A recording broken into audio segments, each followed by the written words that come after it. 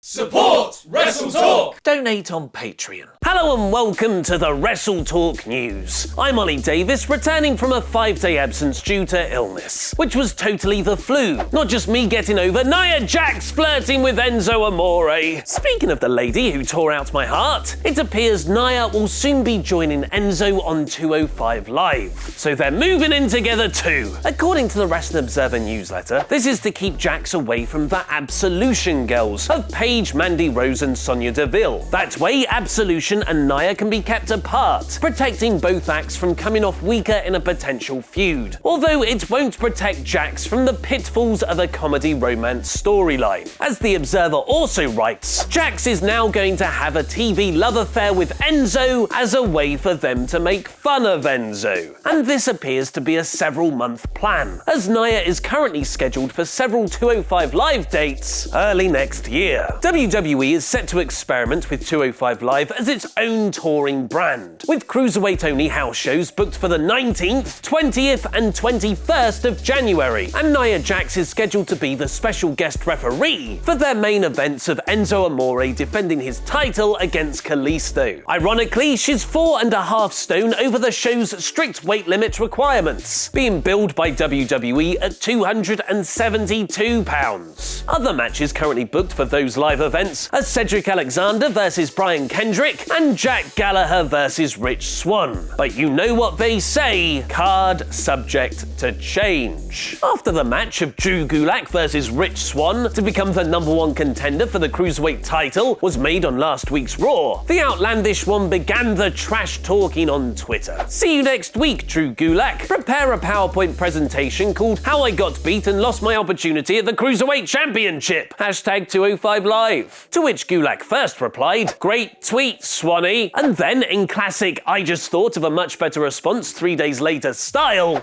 how about a PowerPoint presentation entitled, "Just because you used to be homeless doesn't mean you still have to dress that way." Savage. Unfortunately, it's Swann who will have to make a How I Lost My Cruiserweight Championship Opportunity PowerPoint presentation, as the following day, he was arrested for battery and false imprisonment. The Gainesville Police Department revealed on Twitter, due to numerous national media requests, here are the mugshot and arrest report for Rich Swann. According to the arrest report, the charges against Swann are for simple battery, domestic, and false imprisonment, and alleges that on Saturday night, Swann and the victim, his wife Vanessa Riggs, who's also a wrestler under the name Sue Young, were arguing after a wrestling show with Swann critiquing Young's performance. Young got scared that the argument was going to escalate and got out of the car, so Swann chased after her. When Young said she didn't want to get back in the car, Swann then allegedly got her in a headlock and dragged her back to their vehicle. Young screamed for help as Swann pushed her in the car. Young told police she was afraid because Swann has a temper sometimes. Swann denies grabbing Young and putting her in the car, claiming he was trying to get home and she had the phone with the GPS on it. Swann and Young have been together for approximately 5 years, according to the report, and have been married for 9 months. Pro Wrestling Sheet have since reported that Swann is no longer in police custody. WWE then released the statement, WWE has zero tolerance for matters involving domestic violence, and per our policy, Rich Swann has been suspended indefinitely following